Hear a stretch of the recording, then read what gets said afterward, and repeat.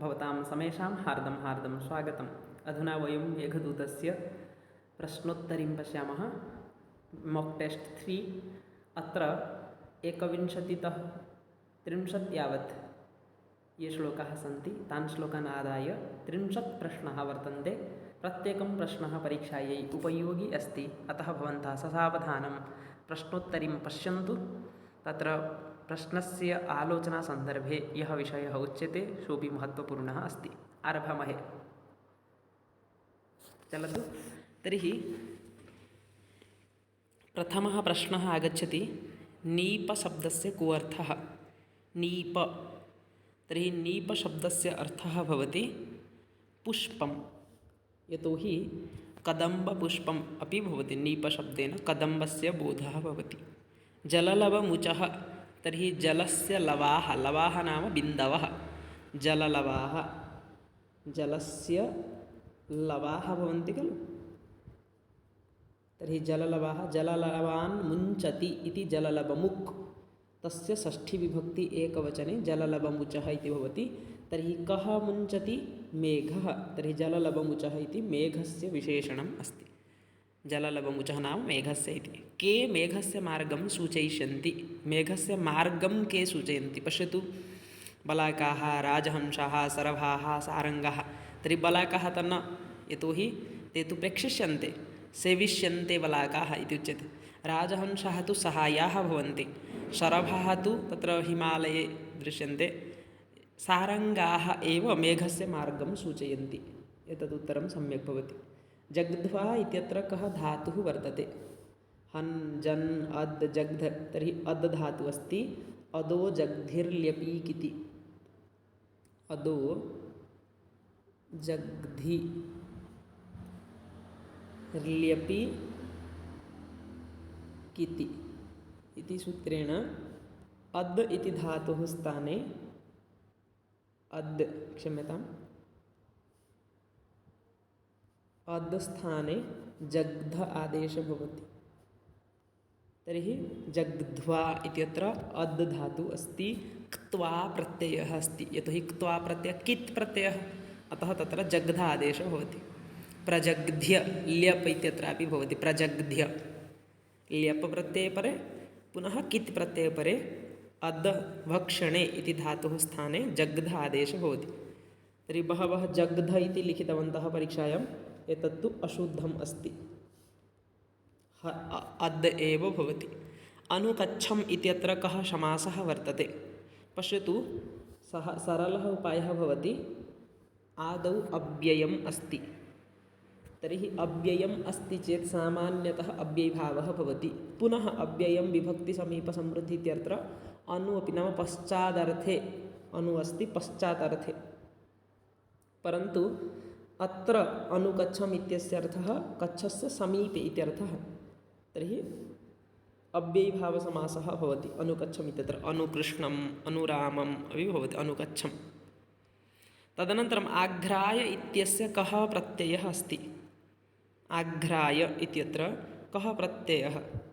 तर्हि आघ्राय इत्यत्र आङ् उपसर्गः अस्ति। तदनन्तरं घ्रा धातुः अस्ति। तदनु ल्यप् प्रत्ययः अस्ति। उपसर्गयोगे क्त्वा स्थाने ल्यप् भवति। तर्हि ल्यप् इत्यस्य यकार, घ्रा प्लस् य घ्राय, यथा दा प्लस् य दाय, बहु सरलः अस्ति। आघ्राय इत्यत्र प्रत्ययः ल्यप्। अम्भोविन्दुग्रहणचतुराः वर्तन्ते। अम्भशः बिन्दवः, अम्भोविन्दवः। अम्भोबिन्दूनां नाम जलस्य बिन्दूनां ग्रहणे चतुराः निपुणाः के सन्ति? सिद्धः, चातकाः, बलाकाः, राजहंसाः। तर्हि एतत् सर्वे जानन्ति, चातकाः एव अम्भोबिन्दुग्रहणचतुराः भवन्ति। वृष्टिजलम् एव पिबन्ति इमे चातकाः, अतः अम्भोबिन्दुग्रहणचतुराः तु चातकाः वर्तन्ते। मेघदूते कुकूभसुरभिः वर्तते कः?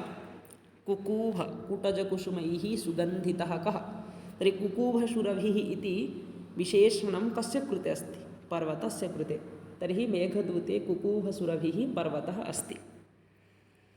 कालक्षेपः इत्यस्य विग्रहं कथं? कालक्षेपः नाम अत्र विश्रान्तिः अथवा विलम्बः कालस्य क्षेपः निन्दार्थे क्षेपः भवति चेदपि अत्र कालस्य विलम्बः इत्यर्थः।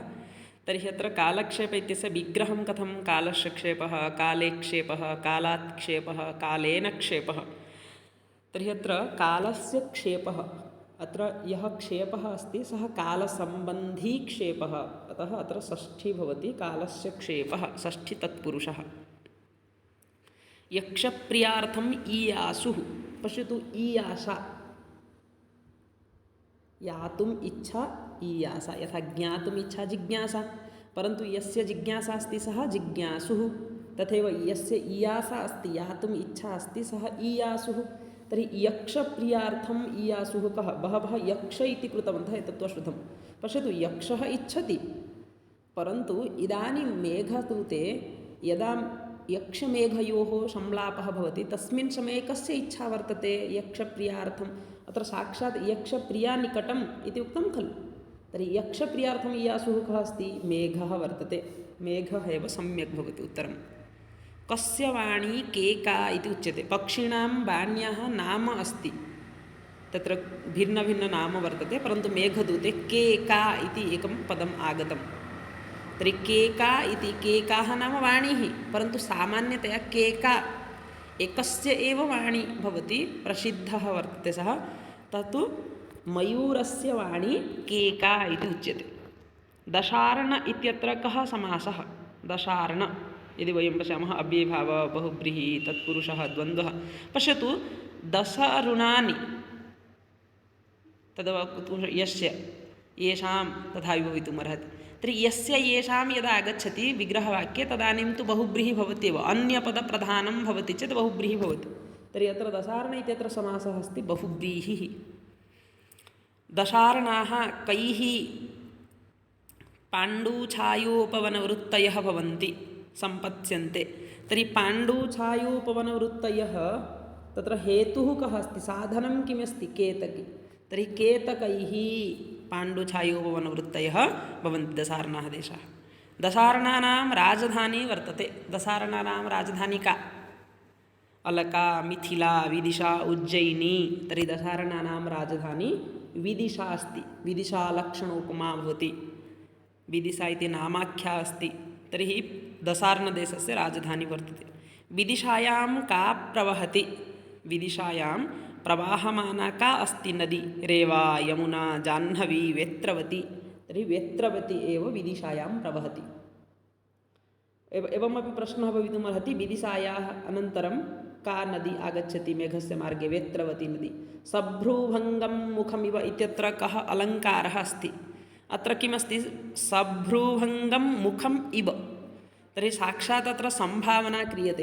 तर्हि यत्र सम्भावना भवति प्रकृतस्य परात्मना, तर्हि तदानीं किं भवति, उत्प्रेक्षा, उत्प्रेक्षालङ्कारः भवति, सभ्रूभङ्गं मुखम् इव प्रतिभाति। तर्हि अत्र सम्भावनायाः आधारेण उत्प्रेक्षालङ्कारः भवति। लब्धा इति क्रियापदं कस्मिन् लकारे वर्तते, लब्ध, पश्यतु ता तारौ तारः, पठिता पठितारौ पठितारः, लब्धा लब्धालौ लब्धारः इति लभधातोः लुट्। एवं प्रश्नः भवति, लकारः न भवति, लिट् इत्यस्य सप्तमी लिटि, लोट् लोटि, लृट् लृटि, लुट् लुटि, एवं प्रश्नः भवति। अतः किञ्चित् सर्वेषां बुद्धौ प्रविशेत् अयं विषयः, यत् लुटि नाम लुट् लकारे इत्यर्थः। तर्हि लब्धा इति क्रियापदं लुट् लकारे भवति, लुटि। मेघस्य मार्गे वेत्रवत्याः परं कः पर्वतः आयाति, वेत्रवती नद्याः परं कः पर्वतः आगच्छति, आम्रकूटः तु न पूर्वमेव अस्ति, कैलासः अपि एतावत् शीघ्रं न आगच्छति, नीचैः आगच्छति, नीचैः पर्वतः आगच्छति मेघस्य मार्गे, वेत्रवती नद्याः परं नीचैः पर्वतः आगच्छति। नीचैः पर्वतस्य विशेषता का चेत् तत्र नाम पन्यस्त्रीणां रतिक्रीडाविषये प्रसङ्गः अस्ति, तत्र हरिम्यैः सूचितः वर्तते नीचैः पर्वतः, तदर्थमेव, अतः नाम्ना एव ज्ञायते नीच यथा। सिञ्चन् इत्यत्र कः प्रत्ययः, सिञ्चन् पठन् लिखन् हसन् इत्यादिषु प्रत्ययः भवति शत्रुप्रत्ययः। यदि आत्मनेपदी भवति तर्हि तत्र सानच् भवति, गम्यमानः पठ्यमानः लभमानः सेवमानः तत्र सानच्, परन्तु अत्र तु सिञ्चन् इत्यत्र शत्रुप्रत्ययः वर्तते। पुल्लिङ्गे अस्ति सिञ्चन्, स्त्रीलिङ्गे सिञ्चन्ति। विश्रान्तः सन् व्रजपुष्पलाभिमुखानां यदि एकः श्लोकः अस्ति भवद्भिः द्रष्टुं शक्यते, तर्हि विश्रान्तः सन् अत्र मेघस्य विषयवर्णना अस्ति, पुनः नदीविषयेपि उक्ता अस्ति। वस्तुतः दुरूहार्थस्य स्वक्रियारूपवर्णनम् अत्र अस्ति। साक्षात् सर्वैः वक्तुं न शक्यते मेघः कथं जलं पिबति, मेघः कथं विश्रान्तिं स्वीकरोति, एतत् सर्वं किञ्चित् सम्यक्तया प्रतिपादितमस्ति। अतः यत्र दुरूहार्थस्य वर्णनं भवति, पुनः पुष्पालविमुखानां पुष्पलाभिमुखानां पुष्पाणि ये लुनन्ति, पुष्पलाभिमुखानि यानि सन्ति तेषां मुखानामपि जलदानेन छायाप्रदानेन लघुपरिचितः सन् त्वं गच्छ इति उच्यते। तर्हि अत्र किञ्चित् दुरूहस्य अर्थस्य वर्णनम् अस्ति। अतः अत्र स्वभावोक्ति अलङ्कारः वर्तते। नीचैः पर्वतात् परं का नगरी समायाति, नीचैः यदा पर्वतः गच्छति तदनन्तरं का नगरी मेघस्य मार्गे आगच्छति, तर्हि नीचैः पर्वतात् परं साक्षात् मालवतु न उज्जयिनी आगच्छति। विदिशा तु पूर्वं गता, अलका तु अग्रे आगमिष्यति। अतः उज्जयिनी, नीचैः पर्वतात् परम् उज्जयिनी आगच्छति। विशालापुरी वर्तते, श्रीविशालापुरी अस्ति। लोलापाङ्गैः इत्यत्र कः समासः? लोलाः अपाङ्गाः येषां नेत्राणां तानि लोलापाङ्गानि, तैः लोलापाङ्गैः नेत्रैः। तर्हि अत्र लोलापाङ्ग येषाम् इति आगच्छति चेत् बहुब्रीहि झटिति इत्येव ज्ञातुं शक्यते। लोलापाङ्गैः इत्यत्र समासः अस्ति बहुब्रीहिः। मास्मभूः इत्यत्र क्रियापदं वर्तते।